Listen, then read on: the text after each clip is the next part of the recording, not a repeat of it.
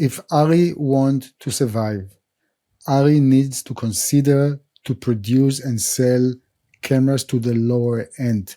They don't have the capability to manufacture quite a lot, probably. What they need to do is to team up with a company from our industry that has the capability of manufacturing, and they need to sell the knowledge.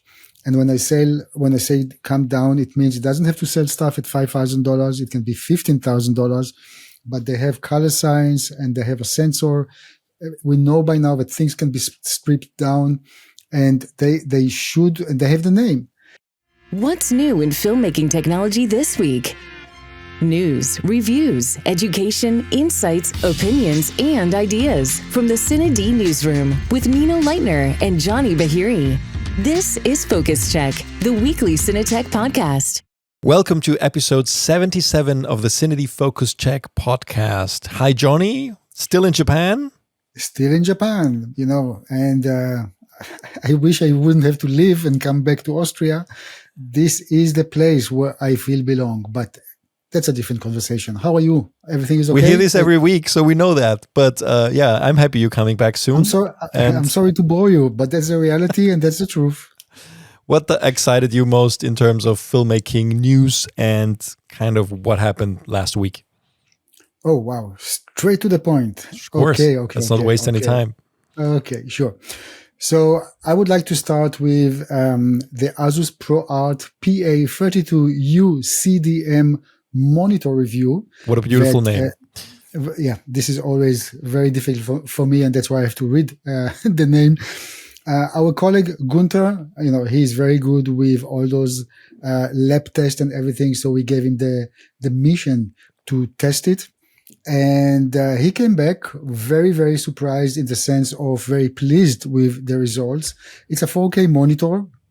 I think everybody in our industry know ASUS. They make everything from motherboards to, tablets to laptops to, you name it. They have it, projectors and so on. So, of course, they have a very nice series of monitors by the name ProArt. This specific one is a 4K monitor. It's a 31.5 inch.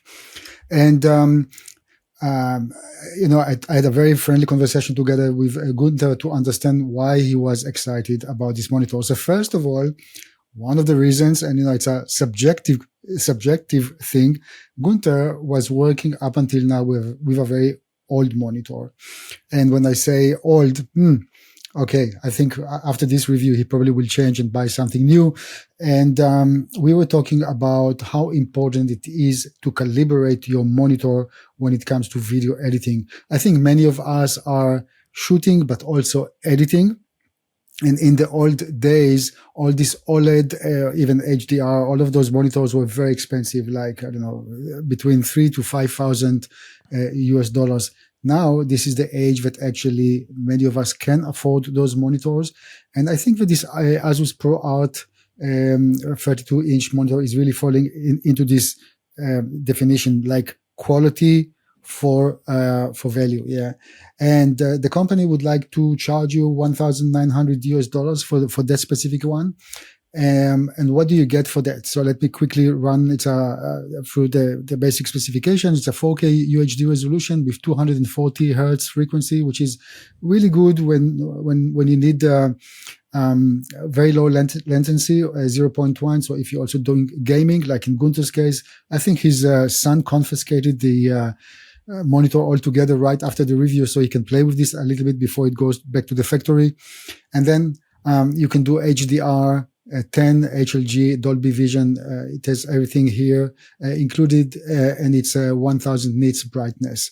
Then it is calibrated in the factory already, and it's good that it's It's good that it's coming out of the factory calibrated, because then we can do our own measurement and see if it fits. According to ASUS, the delta E is less than 1, and that's one of the most important values to remember. And the other one, it's providing 100% of sRGB and 99% DCI-P3, which we use in our Mac monitors. That this is the color gamut for that matter. And then it has also this pixel shift technology just to prevent the burn in. That's actually of course, very important. Otherwise, maybe you remember in the old days, we always ended up with some logos or something that was permanently on our displays. And that's, of course, a no-go. And as I said, the price is $1,899 US. Now, Gunther went into, really dived into testing this monitor. One of the things that he found at the beginning, that the monitor was a little bit noisy when it comes to the fan. But then I have to say, if I'm not mistaken, the company released a firmware update, and this solved the issue when it comes to the fan.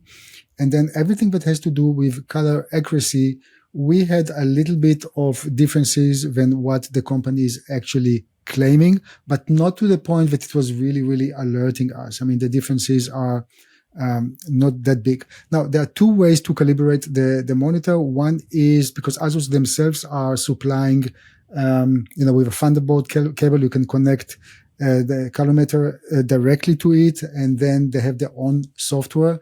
And this is the method that we, by the way, recommend to do. That also gave us the best results. And if you don't want to use this, you can connect the monitor to your laptop and then the colorimeter into your laptop and then run through the calibration process. So I don't want to go into the technical, really deep into the whole technical thing. Please just watch the video that we made. It's very clear how Gunther did it. I just want to say that there were at the end of this calibration process, we got 3 different results. One, what ASUS recommend through their own software. The other one was on a Mac and then on Windows. And that kind of left us a little bit unsure what's going on. I mean, the differences are not that big, especially when you compare the Windows results and the results that we got when testing it on the ASUS software. But still, this is something that we ask the company. We ask ASUS why we are seeing those differences, and we hope that they can let us know soon. But all in all, just that you know, when it comes to the delta E, and as I said, this is a very important figure here, you should aim that everything is below 1. Yeah, and the lowest that we got was 1.2. And there's also here, just to, I just want to be accurate with that. I think we had where is this now? 1 second, give me a second. In terms of color accuracy, we had 46 out of the 48 colors, and that's what the Spider color calibration Spider device. Yeah, that's what it spits out. It gives us the whole list of colors. So 46 out of 48 actually had below the delta E1, which is really good. And then we had 2 colors at 1.2. And then in terms of color accuracy, and this is depending on the gamut that or the color space, what we got was, give me a second, not that I make any mistake. Give me a second about the accuracy. So we got in sRGB, we got 93, and in P3 we got 97. So this is, again, it's a very good result. And what can I say? So sorry, I just want to rephrase.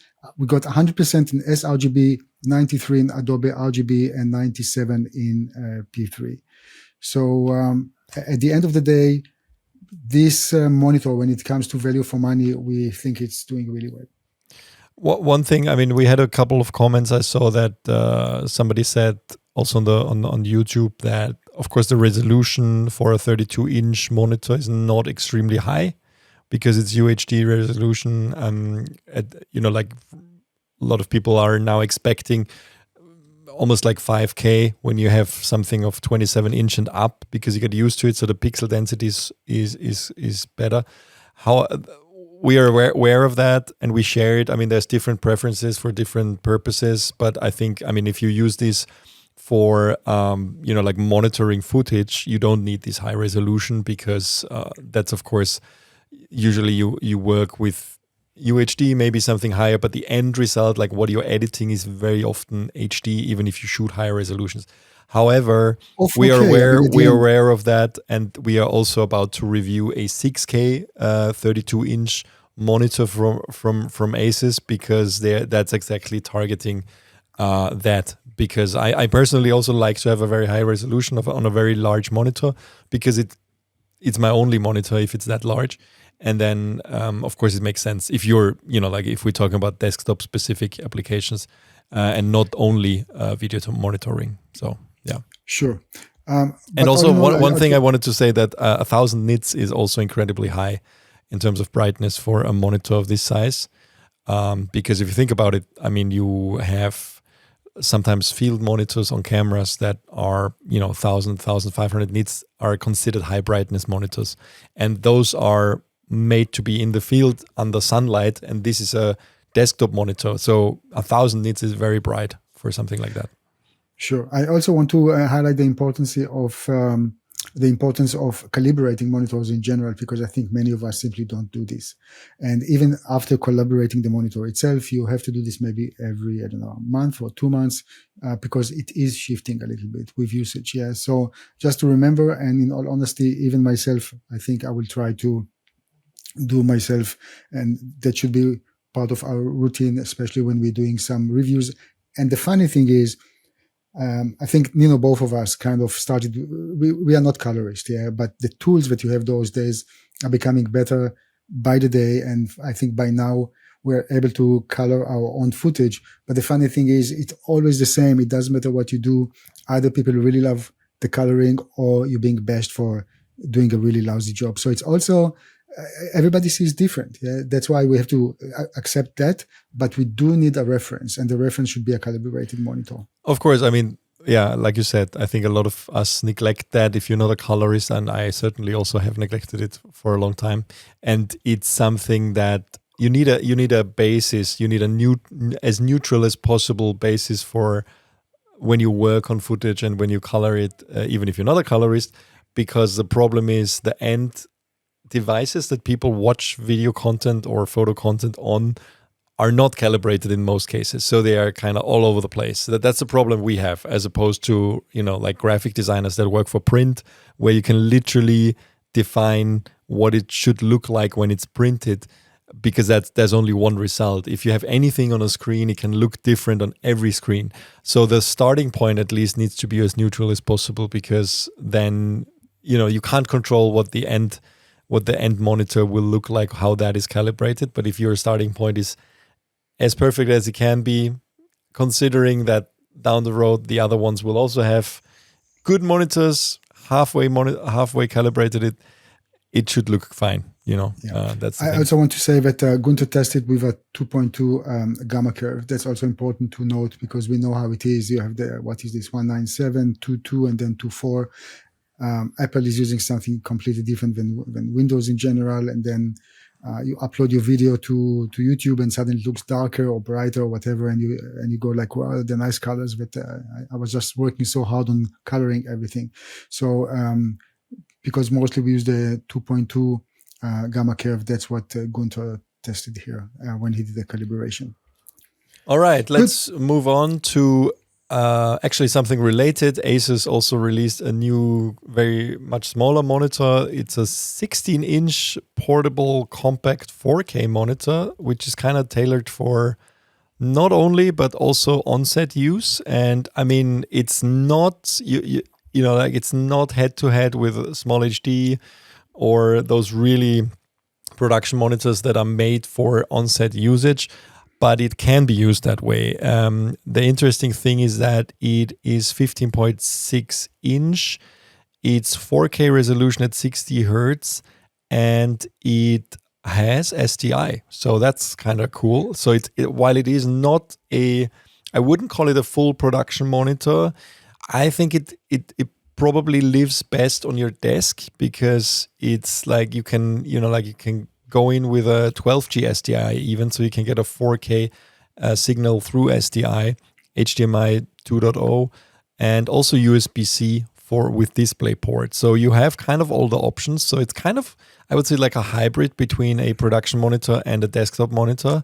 And I see this mostly as inexpensive or more affordable coloring tool, because it's not as expensive as, like a Flanders Scientific or anything like that, at $1,000, of course. But this is another example how you see that ASUS is really trying to target creative professionals more, where I think it's fair to say that they come more from a broader approach in terms of like their product in general. And now they are really trying to target imaging professionals with a bit more affordable tools than the existing ones out there. Now, I don't think it's a full replacement for like a proper, like production monitor that has all the features with false colors and peaking and all that. Only some of those features are in this monitor, as far as I know. But it can definitely serve well as something that you can easily take with you. It's very small and light. It's 1.4 kilos. Yeah, kilos. It's really it's very thin and it's light. So it like if you travel and you need a small come with you additional monitor for your laptop, I think this is a really good thing to look at. I think we should take it with us to IBC. That will be a nice. We have it here now, and we will try it out. Absolutely, we'll definitely use it at IBC. We'll also be working on a gear guide, kind of giving an overview of those different options that are there now. And but it looks like something I haven't seen before in terms of like the hybrid kind of capabilities of it. So I'm looking forward to using that. So that's out now. Yeah. I mean, I saw it first time. At NAB, when we covered some of the other stuff that ASUS did, I loved it. That from all the things that they had in the booth, besides the huge projector that had a very nice picture, this is the monitor that I wanted to take with me, because it really fits my own workflow when I'm traveling, and sometimes you just really want a second monitor. The picture aesthetic, when I looked at that, it gave such a cinematic thing. And I'm not talking now about when we go into the specifications. I'm just saying about the look. It just gave a look, and I was very surprised to see that it's only $1,000 monitor. So this is something that when I come to the office, please don't confiscate this. I really want to connect it again. I want to. It's already confiscated, but you can still. Oh man. Yeah, that's the downside of being away from the headquarters. But you're in Japan, so that's fine. Yeah, exactly. No, but we'll take it with us to IBC for editing. Sure. And, maybe share some more thoughts. All right, let's move on from monitors. Too much monitor talk in a way. So let's talk about DJI. I wrote a piece about the whole thing with DJI and drones in the US. Now, we've had a lot of people write to us over the last few months that it's become really, really hard getting any kind of DJI drones in the US. And ever since I released a first look review of the Mavic 4 Pro, everybody was like, from the US, like, I can't even order it. I want it, but I can't get it, or I can't get any other drone. I mean, actually, I checked B&H yesterday, and the only DJI drone that is now in stock at B&H is the Neo, their entry-level drone. All the others are back ordered. You can't get them. And I tried to find out why, and looked at a lot of different sources, because a lot of it, of course, has not really to do with filmmaking, but I think it was necessary to kind of give a little bit of an explanation why that is. So basically, the US, it looks like, is moving towards a ban on DJI drones, as tough as that sounds, because there are national security concerns over potential data collection by Chinese government influence. And I mean, considering that DJI holds about 70% of the drone market, some other sources say up to 90% for commercial drones, there's really not much alternative out there. I mean, even before, now there is no official ban yet, but we already see them disappearing. Why is that? Well, there is a law in the US which is called the Uyghur Forced Labor Prevention Act, and DJI denies that this applies to its manufacturing. Maybe it's also being used as an excuse by the US government to already kind of stop imports of those drones into the US. But there is a chance that under this 2025 National Defense Authorization Act and this investigation that's going on, that DJI will be put on the FCC's covered list by the end of 2025, which will effectively mean they cannot sell in the US anymore. At least the drones, right? And there was even a executive order by the White House to which was called, let me actually look what it's called. It was called Unleashing American Drone Dominance. So basically, they're trying to, get US companies to make better drones and be more dominant in that space. However, if you look at the options that are there, it's not clear which company should actually do this. I mean, if you remember Skydio, that's an American company that actually had very, very high ambitions in the drone market. And they also released some consumer, prosumer drones. You remember the Skydio autonomous drones. I think they had 2 versions of that. But 2 years ago, exactly 2 years ago in August, they decided to exit the commercial market. I think they realized that they cannot compete with DJI in terms of like price and performance, because of course DJI has a very, very high reputation. And I think it doesn't matter who you ask, most people are very happy with the DJI drones, to be honest. And also how competitive the prices are and how many more features you get with every generation. So Skydio wasn't there. I mean, the original Skydio autonomous drone, I forgot what it was called, was around $3,000. And then they released a second version. But the image quality was never on par with DJI or anything close. And also the flying capabilities were not. So it's not clear which company can fill those shoes, even though the government wants them to.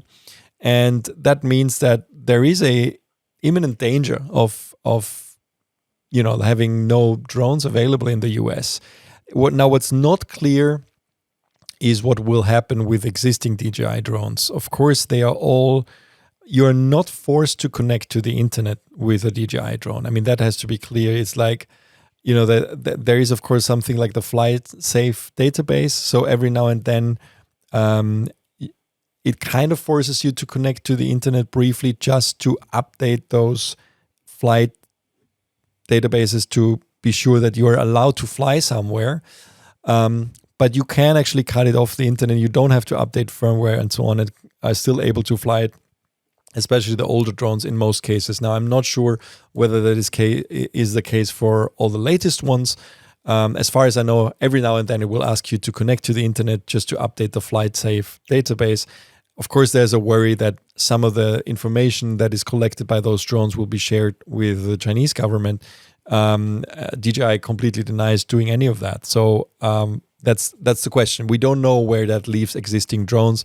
I doubt that the US government would take that step to actually disable drones that are already in the market. Because imagine if all the drones that are already in the US, all the DJI drones that are in the US cannot fly anymore, what that would mean for filmmaking. Is it even legal to do something like this? That's one question that I have. And the second question, like to disable all of them, because I don't know if it's legal. And the second thing is, those drones, filmmaking, using drones for filmmaking is great, but we know that there are a lot of services like fire brigades and others who are using the bigger DJI drones in order to help them in everyday missions and look for people and control fires and whatever. What about this? Who will fulfill this if there are no DJI drones? Well, to the question if it's legal, I think, of course, there would be a lot of pushback against it. I mean, legal is whatever the Congress decides to be law, right? Like if the Republican majority decides to make this illegal, it will be illegal. However, I'm sure that there might be a contradiction to something in the Constitution, because it would actually affect your own property, right? Which is like if you own a drone and you bought it for a purpose and then suddenly you're not able to use it anymore, it's almost like you buy a car and the government decides that you cannot drive it anymore. So I'm sure there would be pushback against that in courts.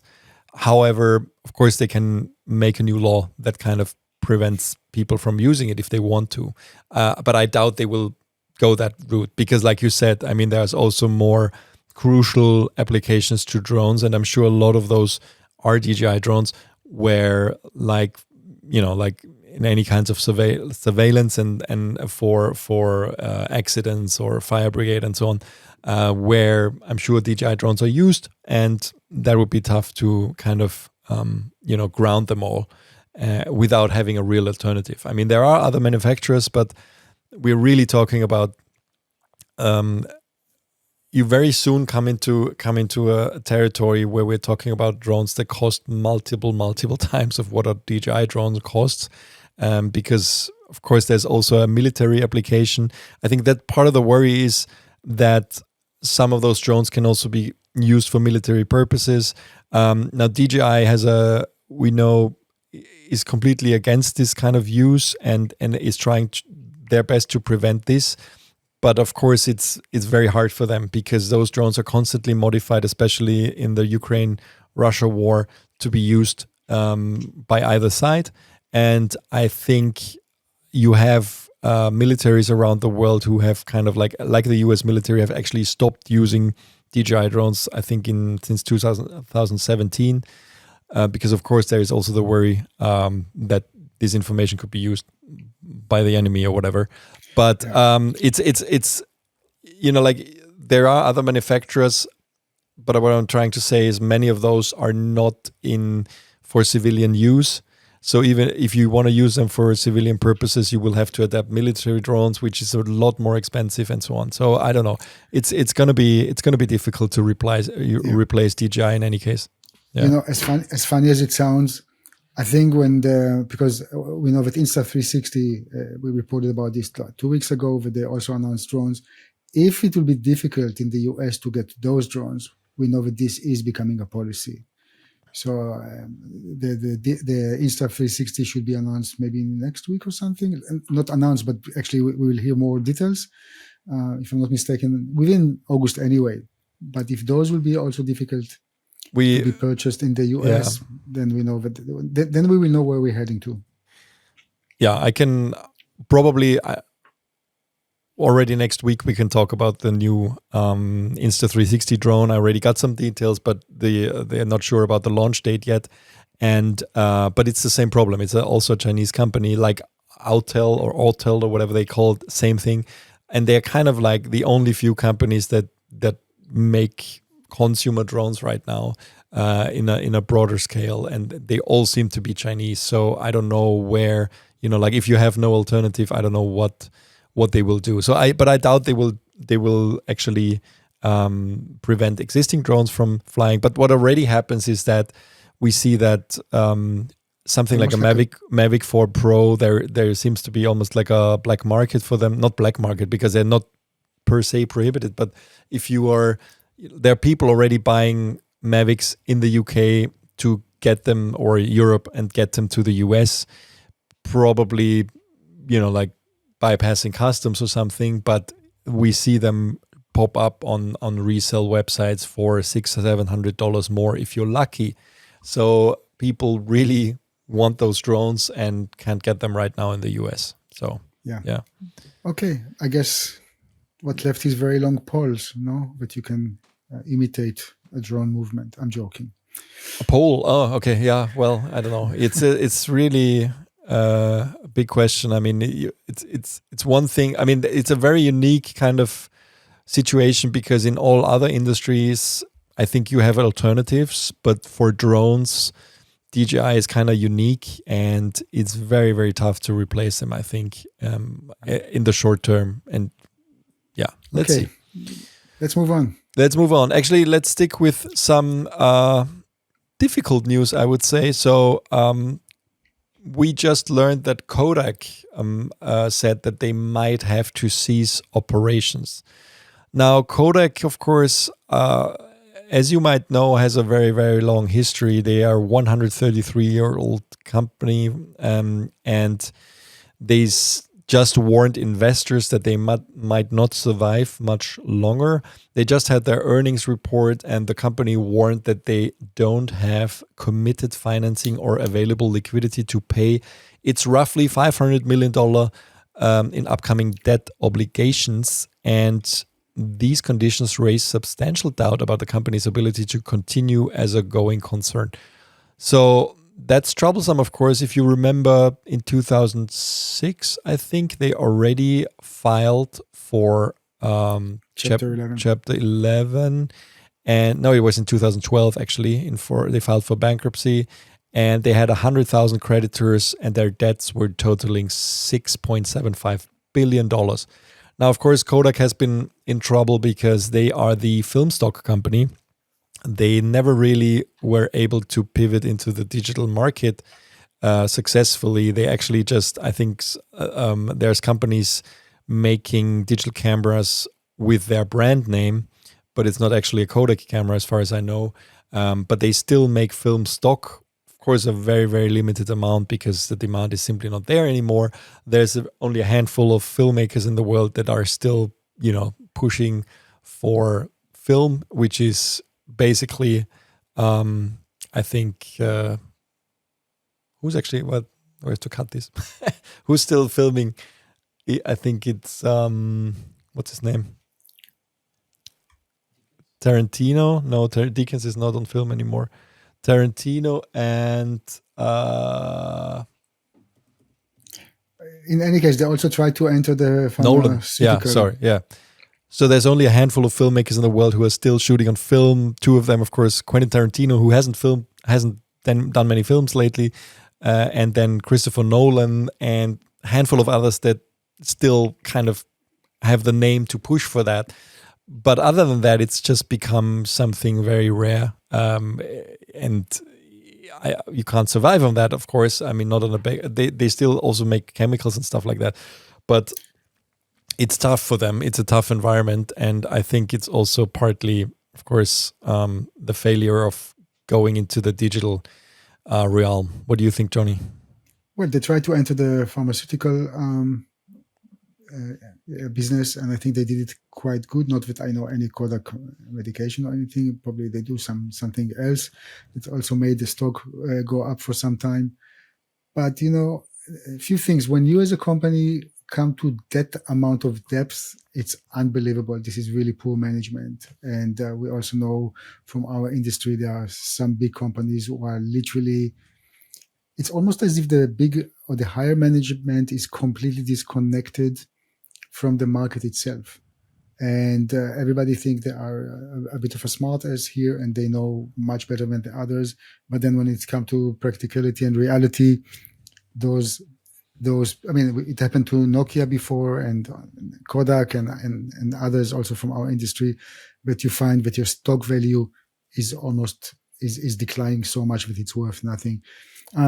In terms of Kodak specifically, when was this? A year or 2 years ago when they kind of came up with a new idea for a camera, and that was supposed to be their own stuff, if you remember. I think it was even... Super 8 camera. Yeah, something like that. And actually people really liked the idea, and the main complaint was how much it cost. So I really wonder, when you're already in such a trouble and you come with some innovative stuff, which is really great, if you should also consider the price. If you want it to be spread around and you want people to talk about it and you want them to use it and try it, you don't want them to look at this and say, hey, it's expensive, who's going to buy this? So again, I wonder if history is kind of coming back here with poor management. But honestly, I haven't used anything from Kodak. I think my first digital camera was actually Kodak so many years ago, and I really, really liked it. But yeah, those guys are... Yeah. It's the same for me. My first digital photo camera, I think I bought it in 1999, was a Kodak camera with 1 megapixel. So 1.2, yeah. Yeah, exactly. I think we had the same one. I still have it here somewhere. It doesn't work anymore. But I just found the article that you were mentioning, like the camera. So they in 2024, we had in February, we published an article about a B&H review of the Kodak Super 8 camera. And it looks really nice, looks really vintage, and it was just the price, which was insane. I mean, it's like $5,500 for a film camera. So you still have to buy the film stock. And yeah, like you said, I mean, it's a bit out of touch for something that is, I mean, it has some digital capabilities and so on, and a screen and everything, but $5,500 is not something you would buy as arguably something that is not really replacing your professional camera. I mean, it's like a gimmick, right? So it's kind of like mechanical, and you would not film the bulk of your professional work with a film camera in these days if you're, an owner operator. I mean, it's more like a passion thing. So I'm sure this is not something a lot of people bought, even though it was a very nice concept. You mentioned other companies in trouble. I mean, one thing we didn't report about was Bloomberg last week kind of leaked that ARRI seems to be eyeballing a sale of their company. Now we know that ARRI has been under pressure as well since the strikes, because they are so highly focused on high-end movie production, of course, that they have been severely affected by the fact that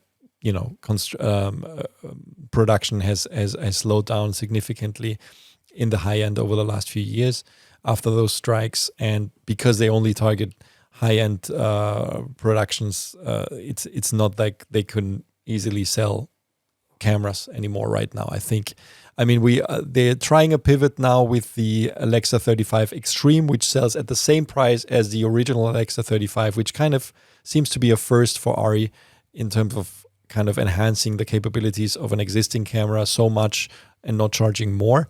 But we'll see. I hope the best for them, because I think in terms of how they are focused on filmmaking is quite unique in the market, because they are really, really, if you compare it to all the other manufacturers in the field, they are the movie company in a sense that that's their business, right? They are about this and nothing else, where all the others out there actually are making a lot of other stuff and in a lot of other fields, but they're very dependent on this market. Nino, you cannot build a sustainable business selling stuff only for the pinnacle usage. You can't. You need this triangle. You need to have whatever you want to sell at a high cost, high price on top, and then you need something on the base in order to bring the money, the cash, especially in times like this. One of the companies that really realized this very fast was Red. Red started, the original Red, before it was even purchased by Nikon. Yeah, they started in a low prices for our industry, but that they had stuff which was expensive for everybody or for many people. And then with time, they came down with some other models in order to bring the cash in, and they did quite well, quite okay. Well, did they? That's the question, because they also were sold to Nikon. So. No, well, they're businessmen, yeah, and it was an opportunity to sell and move on with life, yeah, that's fine.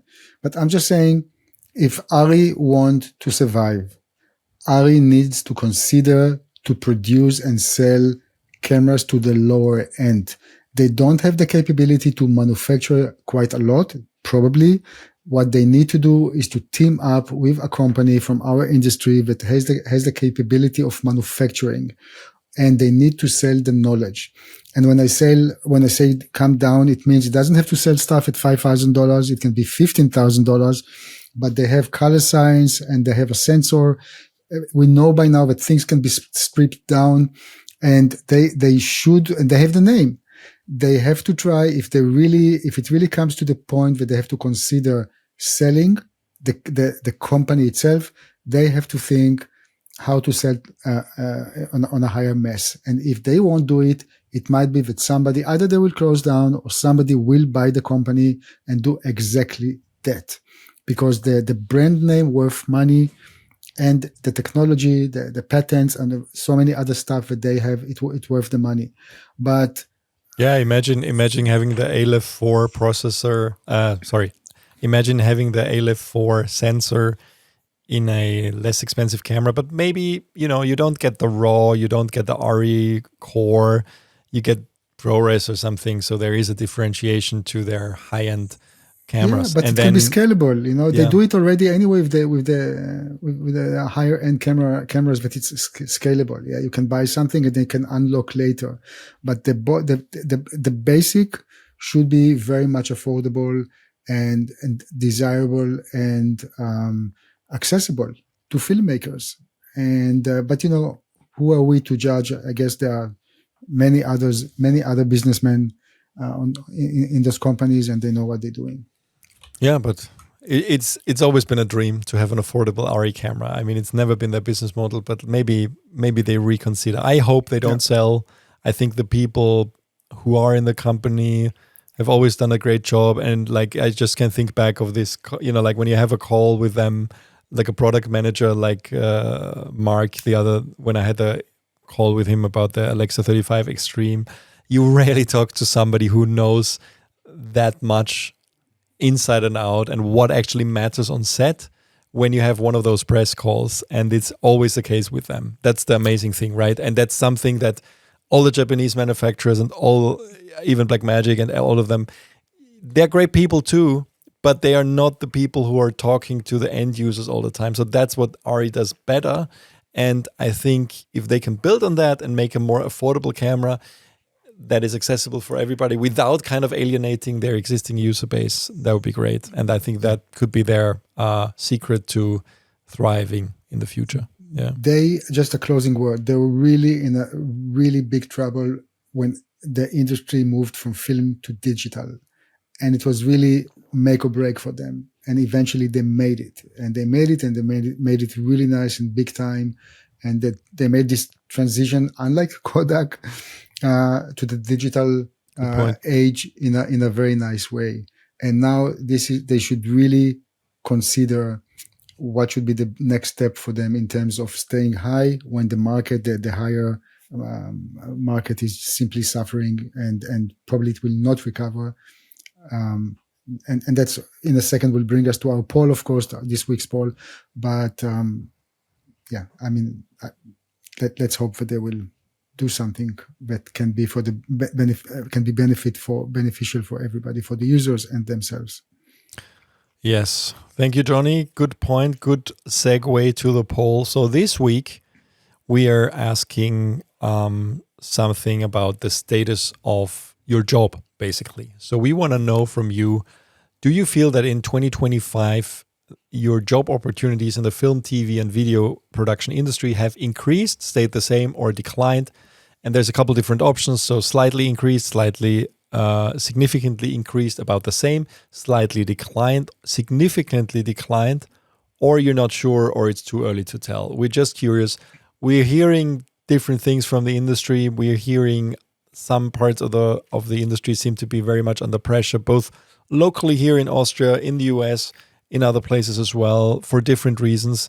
But we wondered if that is the case, on a global basis, which our audience is very global. So we're very curious for the results of that. And we're also asking a second follow-up poll question, which is, what do you think is the main reason for the change or lack of change in job opportunities in the film, TV, video production industry in 2025? And the options are, first one, economic slowdown, reduced budgets, fewer productions due to financial constraints. Second, impact of AI on automation. Some roles are replaced or reduced in scope, and also productions, of course. Shifts in audience consumption, more focus on short-form streaming or user-generated content. The fourth option is industry strikes, labor disputes, or policy changes, disruptions which are affecting production schedules. Then technological change, creating new roles. So, for example, with emerging formats like VR, AR, immersive video, there are new opportunities. That could be something for people who are actually, getting opportunities which weren't there before. Then another option is more international co-productions or outsourcing. So are jobs really shifting to different regions or countries? Are you benefiting from that? Or are you one of the persons who are not, actually not benefiting from that? We will also, this is a bit hard. All of that is a bit hard to ask in a poll. So we really ask you to also leave a comment on the article, so we get a bit of an overview and a bit of a feeling of where things are with you and all of our audience. And then stable demand. You think that there are no major shifts, similar job climate to recent years. Also, please, if that is the case, define what you're working in, what kind of field of the industry. And in general, we ask everybody for comments on that. So, Johnny, what's your feeling about this? Well, first of all, it sounds quite kind of a lot and all over the place, but when you read the poll, you will see that it's nicely structured and it's kind of easy to answer. And of course, if you have something to write and elaborate, please do. We're always happy to hear from you guys. Well, all those polls that we're running, and specifically this one, it's not that we wake up in the morning and like, okay, what now? We are everywhere. Everywhere and nowhere at the same time, but we really listen to people in social media and our colleagues, as you mentioned before. And we generally want to know, where are we now, guys? Because it seems as if nothing is stable anymore. Things are changing. Yeah, it's not that we are on safe shore like before. Me personally, if I had to recommend somebody to start in our industry right now, I would definitely say don't start. I mean, the whole industry is moving forward, and when I say moving forward, it's not necessarily for the good. Yeah, it's a kind of backward in many ways. And if I want to summarize this in one word, when I see even my kids taking a photo, and I compare it to how I treated taking a photo with a film camera, there's so much less respect to what we do now. I mean, you just take 5-10 photos, and that's it. It's there. I'm not even talking when you're gonna see it again. But especially here in Japan, one of the things that you see with some Japanese people, they love to pose, and they take I don't know how many pictures of themselves. And I don't remember this happening in the times that there were like film cameras, with every time that you pressed, it had some kind of meaning. Yeah. And I know the analogy maybe is not 100% one-on-one, but what I want to say is that the respect for the profession that we had before is maybe not there today anymore. And that's part of the big change that is happening.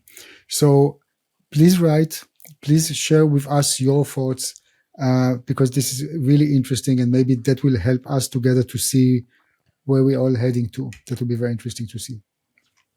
All right, let's move on to our upcoming IBC, which is a couple weeks away, actually.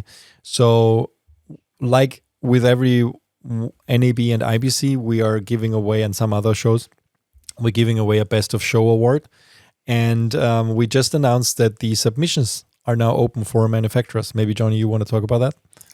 Yeah. First of all, it's always a pleasure to make companies happy, meaning many companies are actually approaching us, and this is another initiative that was born from the manufacturers and companies approaching us, asking if they can be rewarded for their very hard work. And they do a lot of work in the back end in order to come up with products. And believe us, nobody wants to produce a bad product. Yeah.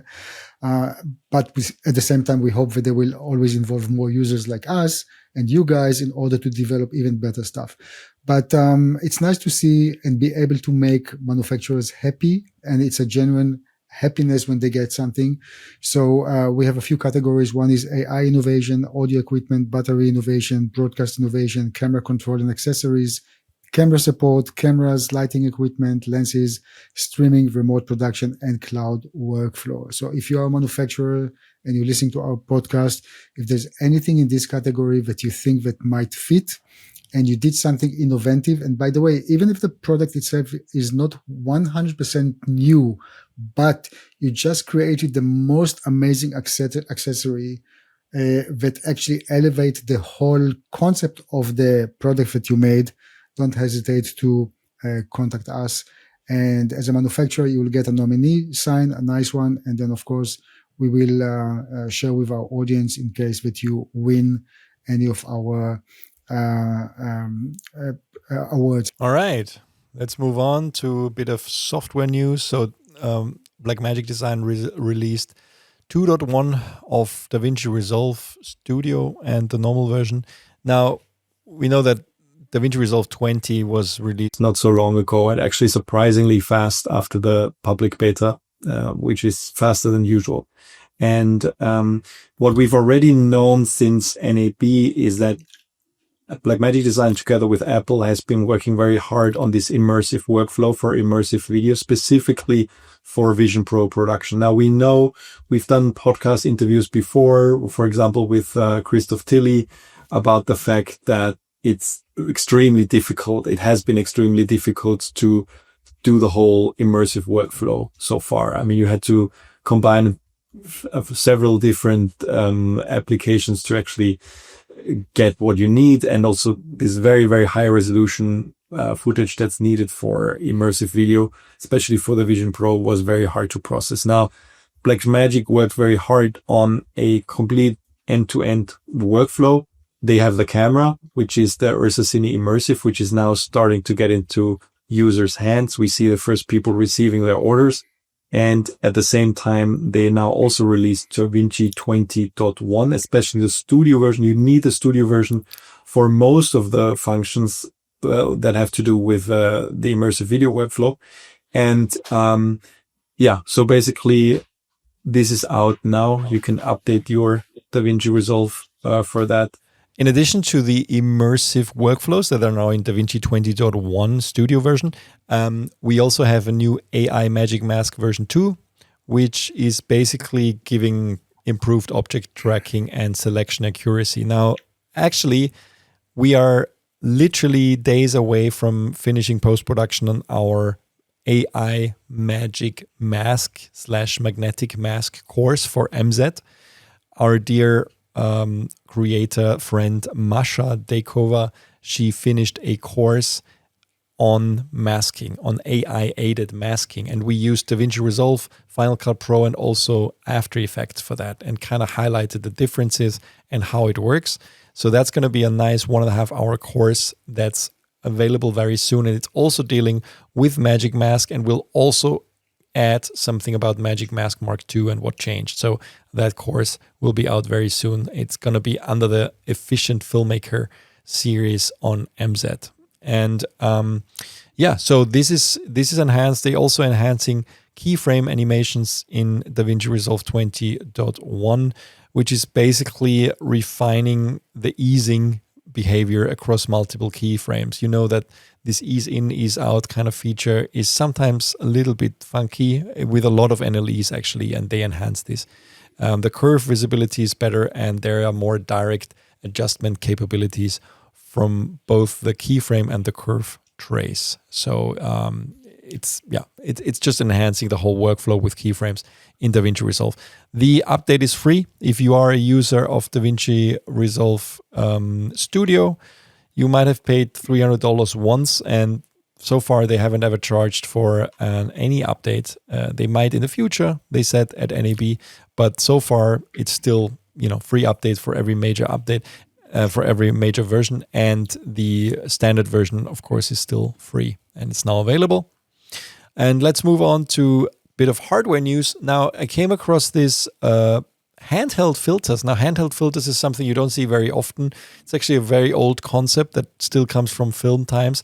It's essentially a filter you hold in your hand in front of your lens and move it around. It's effect filters, like in-camera effects, and then you get different effects in your footage. And company called Prism Lens Effects from the US is just announced a couple new filters. One of them is called Phantom FX, and this one gives you motion blur in real time.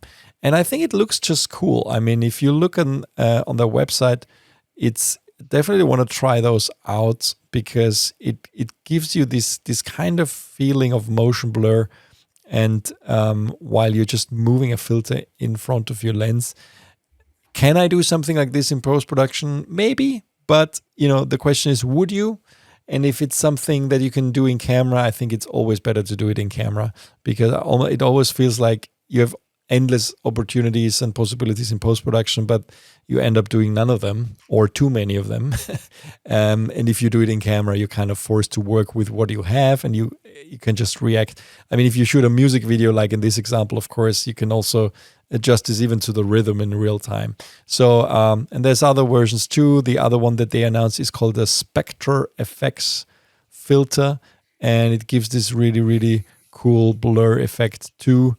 What do they call it actually? It's a different approach to motion blur effects, and it maintains the subject focus while the surrounding sections get kind of a ghost blur. I mean, there's a bit of demo footage here. If you watch the video version of this, it's kind of unique. It gives this disorienting feeling. You can, like if you film a scene of a character that's kind of like imbalanced, I would say, or out of his mind or on drugs or something like that, looks very, very convincing and really cool. And it does a nice kind of bloom to any kind of highlights as well, which I like. So those are available now. They also have a couple other handheld filters that they had already before. And yeah, as I said, those are not kind of screw-on filters or for a matte box. It's basically you have a little grip and you hold them and move them in front of your lens. So you might need an additional person to do that. All right, let's move on and talk about a lens from Tamron.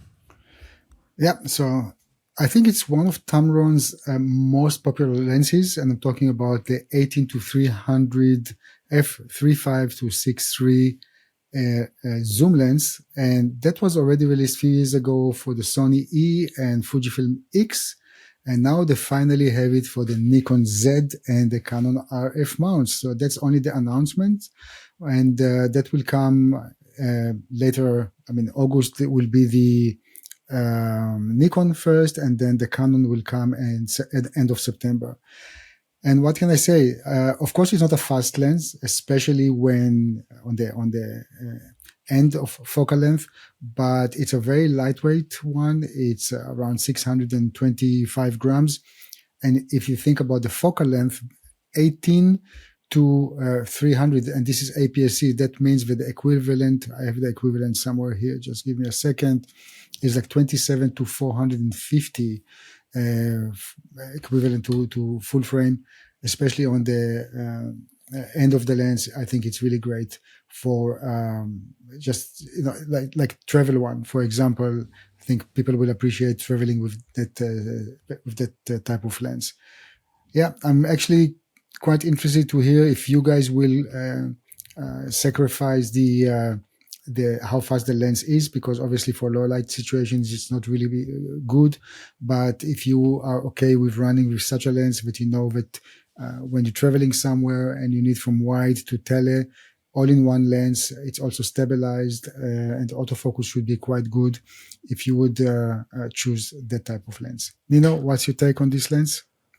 Well, it sounds like a standard zoom lens that every manufacturer has, also, which is like the kind of cheap from 18 to 300. Well, maybe not that range, but a lot of them have that. I mean, there's one from Canon, there's one from Sony, which is mostly like a it's like a standard lens for more like consumers, because of course it doesn't give you the full potential or optical quality of any one camera. But as you said, it's a very versatile. I mean, it's kind of it's almost like it's like a crazy super tele zoom in your pocket, but you don't expect wonders in terms of image quality from these lenses. I mean, it's always a compromise. We also recently had a Canon announcement, I think, for a similar lens, which is now available in RF mount, which used to be only EF. Don't expect wonders, but I think, like you said, I think it's one that can live in your gear bag, even if you're a professional, as for this one, special shot that you need, or you need to be super versatile and fast on an event or something like that. Why not? But I wouldn't. I would never use this as my main lens, because it's definitely not giving the best image quality for sure. Yeah. Well, actually, if any of you has the X mount or the Sony mount, E mount, maybe you can share with us if you're happy with the image quality, because we didn't really had this one in our hands yet. It's only $629, which is very much affordable for this all-in-one zoom lens. Good. Yep. Let's move on to a written review by our friend Graham Sheldon on the Pelican Travel, I don't know how you say it, TRVL suitcases.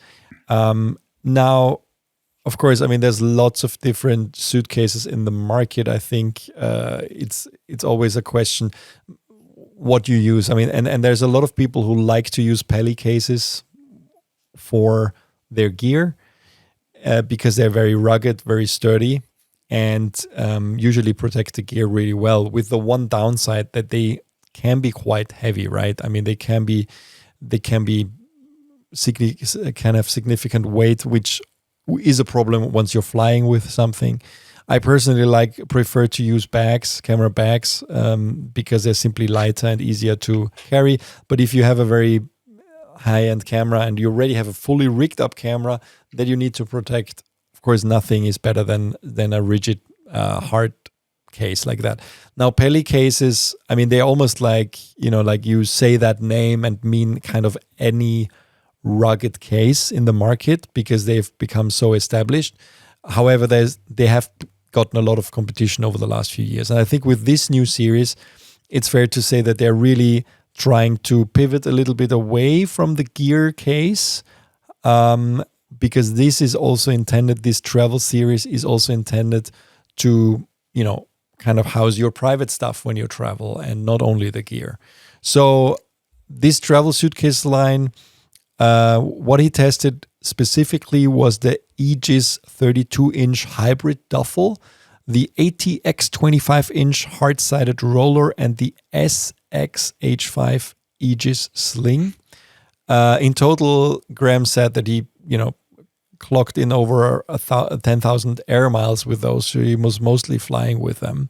And the Aegis 32-inch is a huge semi-rigid case, which is perfect for clothing on longer shoots, but it really needs packing cubes for organization, which are also available. So because by default, you don't get them with organization inside. And the ATX 25-inch, which is, let me check which one this is. Yeah, this one, you see, looks a bit more like a traditional Peli case. Now, I probably wouldn't get the bright version because you look what it looks like after a few flights. The color is starting to take some hits, but content is still well protected, but it won't look pretty after a few flights if you take the bright version. And it's polypropylene, which is very rigid, but it actually comes with some weight. I think, like many, we have the Pelican Air line as well, which, is around 30% lighter than the competitors, which is important, of course, when you're flying, especially in hand luggage. There's more and more airlines that are actually weighing your hand luggage, especially here in Europe. So just be aware of that. But this, I think the 32-inch comes in at, no, the 25-inch actually, the ATX, this white one here, comes in at 8.3 kilograms or 18.5 pounds when it's empty. So that is already a significant weight. There are airlines that are only giving you 8 kilograms of hand luggage.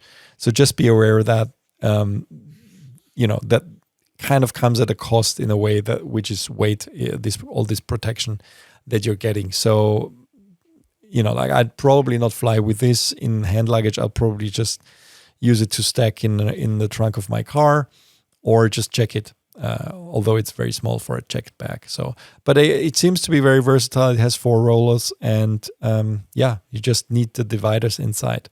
So, first of all, I think the company deserve applause for doing something a bit different in the sense that trying to move forward with, still use the basics of what they do best, but also to try to initiate and innovate. For that, I really applaud them. But I think you really need to see if that's what you're looking for. As you said, in terms of, it's always the compromise between weight and how durable the bag itself is. And probably those will be kind of good for sending, send away the luggage, but handheld, I'm not so sure. Yeah, and also, Peli cases always come at the price. The 32-inch comes at $430 and actually $600 for the other one. So it's expensive. It's like just look for options out there. Although, like you said, it's nice that they also move into this kind of travel hybrid thing. I can see a little bit of influence from Peak Design. I think it's fair to say here when it comes to their Aegis 32-inch especially, which of course they have made themselves a good name for making stylish, especially bags, not hard cases, but bags that are for photographers and filmmakers. And it's nice that, of course, Pelican has the brand here to move into this space as well, but maybe stay a little bit more with the rigid cases in general. So, yeah. Good. Check that out. This review is now live on CineD.com, and like anything we talk about, link is in the show notes. All right, just a brief mention of LumaFusion. Now, LumaFusion just updated to version 5.3. LumaFusion is I would say, tablet app or also phone app for editing. So it's available for both iOS and Android. It works particularly well on the iPad, and they were there with an editing platform long before Apple released Final Cut Pro for iPad and also DaVinci Resolve for iPad. So now there are more options, of course, but LumaFusion has a big, I would say, fan base, and because they do a lot of things quite well. A couple of years ago, 6 years ago, we did a video about editing with LumaFusion from somebody who has been doing it already at that time, and it garnered like over 200,000 views. So there is a huge interest in that in general, and it's now updated for opening up with third-party plugins, which is nice. So this is, of course, something that is always limiting on those closed operating systems like iOS, where you have a lot of options for plugins on your desktop. But you know how it is with iOS apps. It's not so easy to get like accessories in there and like plugins from third-party manufacturers. Now, basically, they are opening the doors now for third-party plugins, which kind of unleashes a whole new world of possibilities for developers, and we can expect new things coming out of this. For example, the first third-party plugin that was announced with this update was PaintX by CoreMelt, and they are the first developer to use this. And this is a plugin that brings professional level paint and planar tracking capabilities directly into the LumaFusion timeline. And, that's something that was definitely missed here. So you can now have proper tracking built directly into LumaFusion just by adding this plugin, which is great. I mean, in the example, you can see very easy to track faces now, number plates and stuff like that, and do that straight from your iPad or Android tablet or even iPhone if you want to. So that's pretty cool. Good. I think we covered quite a lot. Yeah. I think we can wrap it up here, actually. There's a few more small things, but as always, thanks for watching. Thanks for checking out CineD Focus Check. Stay tuned for next week for another episode of our not new anymore, but podcast. Actually, we're working on, in a couple of weeks, you can expect this studio to finally look a little bit cooler. So we're working behind the scenes of upgrading all the lighting and the backgrounds and everything. So it should be a much more attractive video in the future. And when Johnny's back, that should be ready. So thanks everybody for watching. Stay tuned and don't forget to subscribe on all your favorite podcasting platforms, Apple Podcasts, Spotify, or wherever you get your podcast. Leave a comment, drop us an email at podcast@cined.com, and see you next week.